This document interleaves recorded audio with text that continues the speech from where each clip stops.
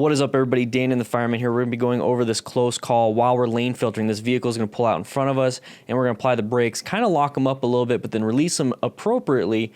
But let's go ahead and talk about why lane filtering is dangerous. And honestly, a lot of us, we really should not be doing that. What do I mean by a lot of us not doing it? Well, there's a time and place for lane filtering, and then we have to start thinking about, is this going to be a good return on our safety instead of return on investment, return on our safety? Is this something that we're gambling here? So one of the biggest things when it comes to lane filtering is that we don't want to do it unless we absolutely need to. And why do we need to lane filter? Well, it's going to be a little bit safer for us when it comes to being rear-ended if we're standing in line inside this traffic. So that's one option there. It's also going to reduce congestion for the rest of the users of the road. So that's actually a really good benefit.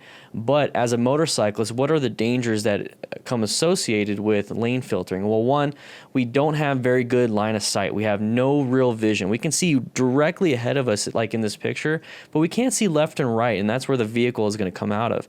We also don't have a very good escape path. Remember, escape paths are either to accelerate, decelerate, left or right. That's pretty much what you have there. And we are removing our left and right when it comes to this. So we really only have two escape paths, either to accelerate, which is going to be kind of dangerous in this situation, or decelerate, which is applying the brakes. So we're really limiting ourselves when it comes to the safety aspect. But why would we want to lane filter? Well, lane filtering, like I said, is going to reduce congestion and then hopefully reduce any type of rear impacts while we're staying in line from anybody not paying attention.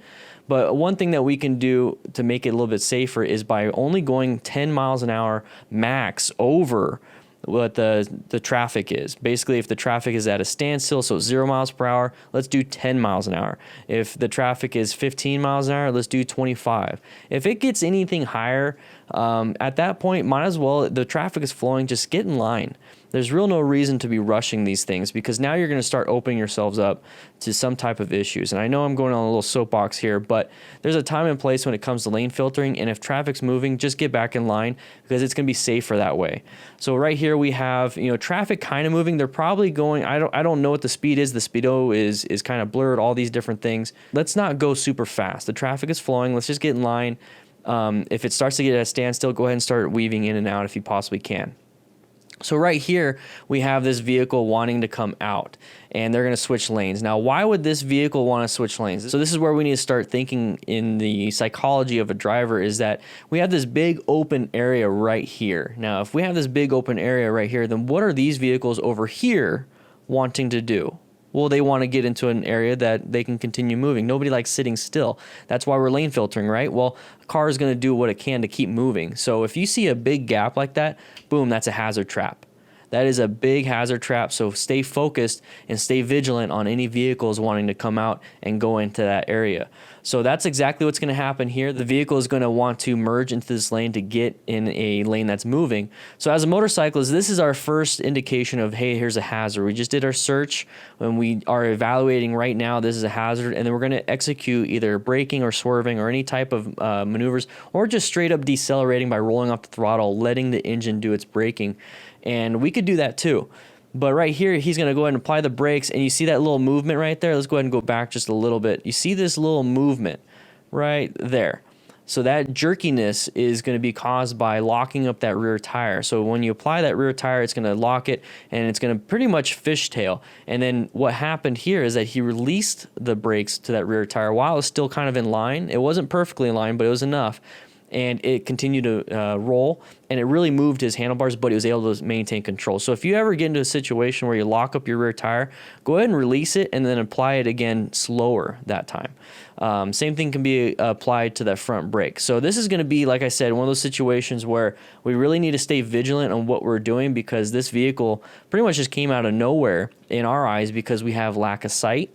And this vehicle didn't even see the motorcyclist. Just didn't even see him. It's not a mistake on the part of the driver, or a purposeful mistake of the driver. It was just a legit mistake. So to get angry at something like that is going to be a little above and beyond than what we should be doing. Yes, we should let them know, hey, I was right here, but then we should just continue on with our day and chalk it up to, hey, we had a close call while we're lane filtering or lane splitting, whatever you want to call it. Now what do we do? What do we do with this?